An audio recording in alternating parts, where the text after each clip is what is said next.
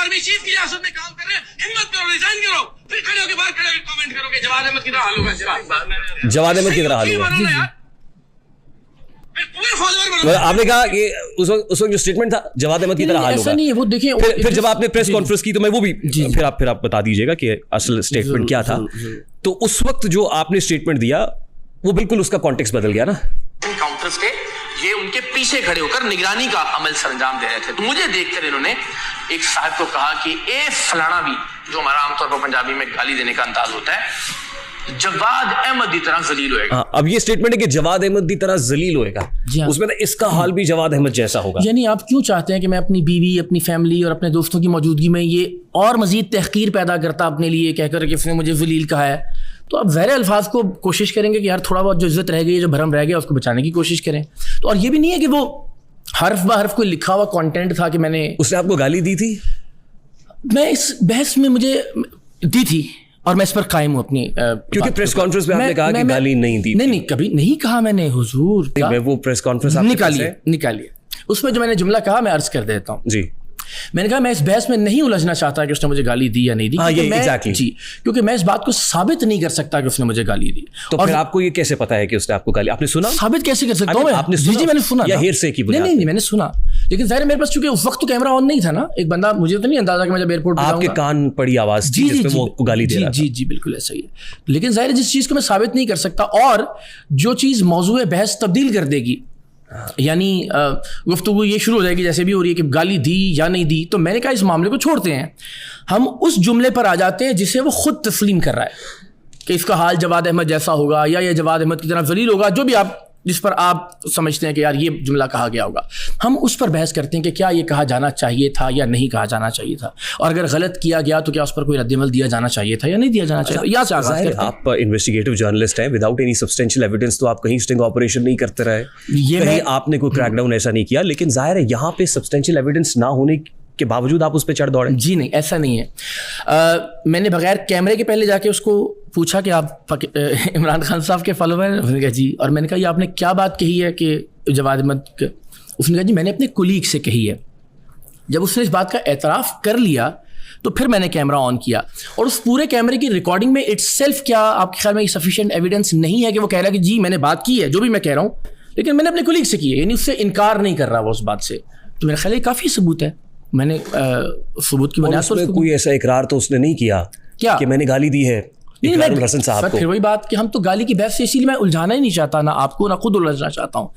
मैं तो बहुत सादा सा सवाल कर रहा हूँ कि क्या किसी भी यूनिफॉर्म ऑफिसर को किसी भी ऑफिशियल कैपेसिटी में किसी पे किसी भी तरह का सियासी कमेंट करना चाहिए? नहीं करना चाहिए। हाँ या ना? नहीं करना चाहिए। अव्वलन। सेकंड, आप अपनी फैमिली के साथ हो, माँ के साथ, बहन के साथ, बीवी के साथ, बेटी के साथ, छोड़ दीजिए सरकारी अफसर, कोई भी आदमी आप पर किसी भी तरह का कोई ताना या जुमला कसे, तो आपके ख्याल में ये मुनासिब बात है आप सर झुका के बर्दाश्त करके तहम्मुल का मुजाहरा करके गुजर जाएंगे, या अगर आपकी कैपेसिटी में होगा तो उसको कुछ शर्म दिलाएंगे? दोनों सूरतों का क्या जवाब है? लेकिन इमरान खान से लेके जॉर्ज डब्ल्यू बुश तक पब्लिक ह्यूमिलिएशन किसको बर्दाश्त नहीं करनी पड़ी? क्या इमरान खान पे जूता नहीं उछाला गया था? क्या नवाज शरीफ साहब पे जूता नहीं उछाला गया? क्या जॉर्ज डब्ल्यू बुश के ऊपर जूता नहीं उछाला गया था? हर किसी की मिसाल दें, इमरान खान साहब की मिसाल ना दें। अगर कोई ये कहना जी तहम्मुल और बर्दाश्त इमरान खान साहब से आप देखें और सीखें, but they remain very composed. यार जो आदमी स्टेज के ऊपर खड़ा होकर मौलाना डीजल पंजाब का सबसे बड़ा डाकू और जो है ना वो खुदा का वास्ता सब एग्जांपल्स हैं, वो दुपट्टा ओढ़ के मस्खरों की तरह के, और महमूद अशरफजई तुम तो ड्रामा हो, मरियम अपने शौहर के सामने मेरा नाम ना लिया करो।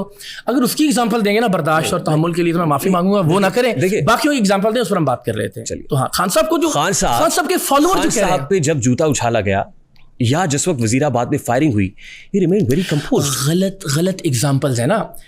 आप कह रहे हैं चूंकि नवाज शरीफ साहब पे भी मैं अर्ज कर देता हूँ सर, पूरे लाओ लश्कर के साथ होते हैं ना, वो यहाँ एक अकेला आम आदमियों की तरह लाइन में लगा हुआ आम इंसान था ना। So what difference does it make?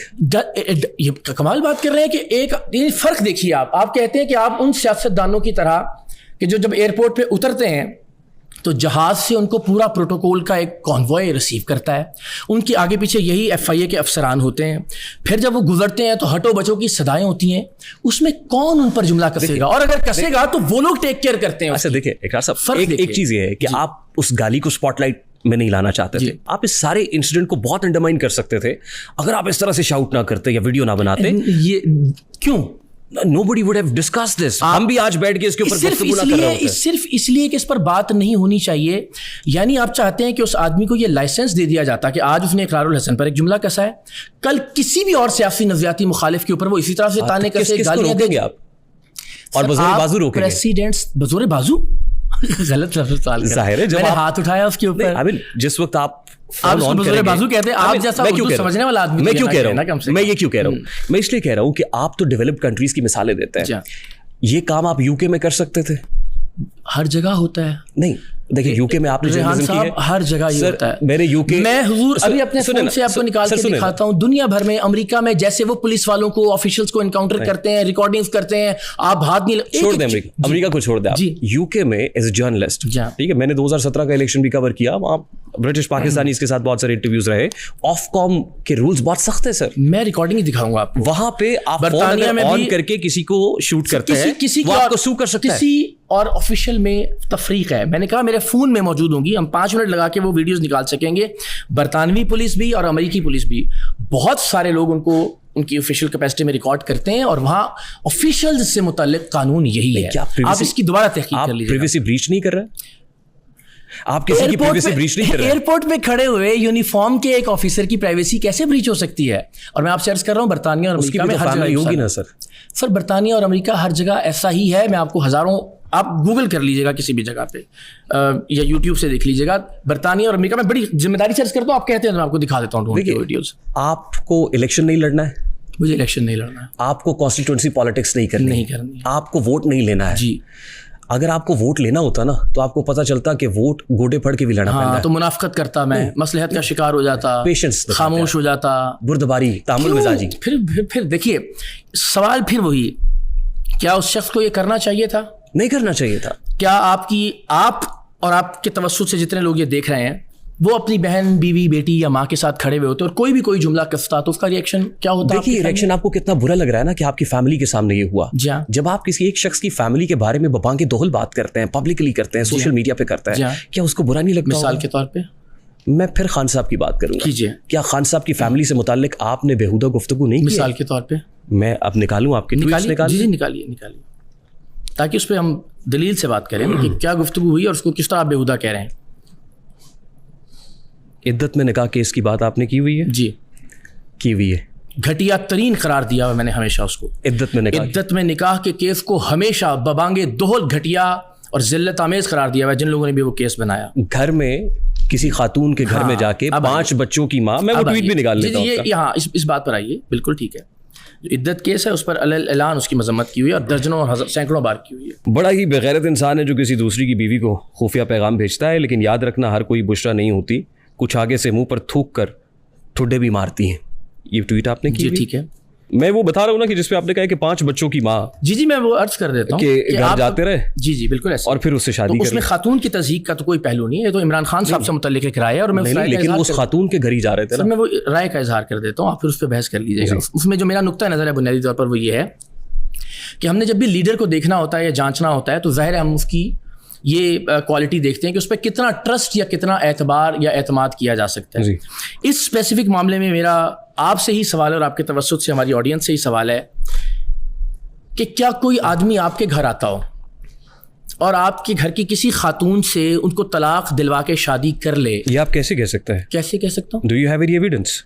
इससे इनकार किसने किया? नहीं, do you have any evidence? इससे इनकार किसने किया? I mean, आप मेरी बात कर रहे हैं ना, किसी और की बात कर रहे हैं। नहीं मैं बतौर मजमूई एक सिनेरियो आपके सामने रख रहा हूँ। हुजूर सुनिए, मैं एक सिनेरियो आपके सामने रख रहा हूँ। उसमें भी मैंने ये सिनेरियो रखा कि किसी भी शख्स के घर किसी भी शख्स का आना जाना हो और वो घर की किसी भी खातून पर इस तरह की नज़र रखे और कोई ऐसे मामलात या ऐसे ताल्लुकात बन जाएं कि तलाक के बाद उससे शादी कर ले, क्या आप उस शख्स को काबिल एतबार समझेंगे? नहीं, लेकिन ये कहाँ हुआ है सर? एक सिनेरियो रख रहा हूँ मैं, तो उसका जवाब तो दीजिए। ये हुआ कहाँ है? आपके ख्याल में काबिल एतबार होगा वो शख्स या नहीं होगा? नेचुरली नहीं होगा, अगर if we do have any substantial evidence for that. यानी आप नहीं जानते कि इमरान खान साहब का बुशरा बीबी साहिबा के घर पे आना जाना था? इन्वेस्टिगेटिव जर्नलिस्ट ऐसी बात कर रहा है जिसका एविडेंस ही कोई नहीं। एविडेंस नहीं है? कहाँ है कि इमरान खान साहब, इस बात से किसी ने इनकार किया कि इमरान खान साहब आया जाया करते थे बुशरा बीबी साहिबा के घर में? किस लिए जाते थे? आप बताइए ना, आप कह रहे हैं कि आया जाया करते थे। मैं तो नहीं जानता, जब आपको पता ही नहीं है तो फिर आप ये बात कैसे? नहीं ये क्या बात कर रहे हैं? आना जाना तो था ना, फैक्ट तो ये है।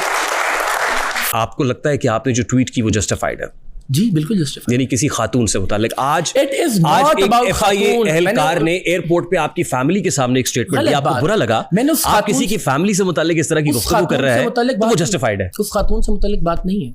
किस खातून से मुताल्लिक? बुशरा बीबी साहिबा से मुताल्लिक नहीं है। मैं किसके घर खान जाने साहब का कहा के आपने? खान साहब से मुताल्लिक है। नहीं, घर किसके जा रहे थे वो? बुशरा बीबी साहिबा। तो फिर बुशरा बीबी कैसे इस पे गैर मुतल्लिका है? नहीं, गैर मुतल्लिका इसलिए है कि आप ज़ाहिर है आप गुमराह करते हैं एक किसी को, खातून आप के झांसे घर में लेकर आप आते कह रहे हैं आप कि वो जा रहे बहलाते हैं। फुसलाते हैं।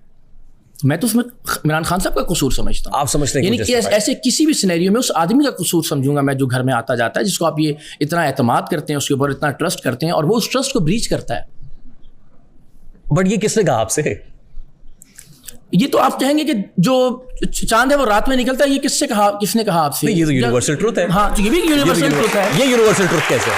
सर यहाँ मौजूद किसी भी आदमी से पूछ लीजिए, आपको अंदाजा हो जाएगा इस क्या? बात का। उनको कैसे आप- पता है?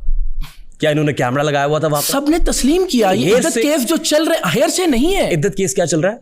जो केसेस चल रहे हैं उसके अंदर इस बात को तो तस्लीम किया गया ना किस कि- बात को तस्लीम किया हुआ? कि खान साहब ने जब शादी की उससे पहले वो निकाह में थी, जो उनके शौहर थे उनकी निकाह में थी और अल्टीमेटली मेरी तलाक के बाद शादी हुई नहीं, लेकिन इद्दत निकाह केस कहाँ चल रहा है सर? मुख्तलिफ अदालतों के अंदर। कहाँ चल रहा है सर? थोड़ा सा मुझे बताएंगे इद्दत में निकाह केस से मुताल्लिक आप मैंने तो क्या आपको जानते अर्ज किया, मैं ज़ाहिर उसको नहीं मैं फॉलो कर रहा अल्टीमेटली। हैं? नहीं, इद्दत केस से मुताल्लिक मैं थोड़ा सा सिर्फ आपको ये बता बताइए दूं बताइए कि बताइए। फरवरी 2024 में ट्रायल कोर्ट ने दोनों को की कन्विक्शन की। बिल्कुल ठीक है। 7 साल जेल हुई प्लस फाइन हुआ। उसके बाद अपील फाइल हुई 13 जुलाई केस 2024 के को। मंदरजात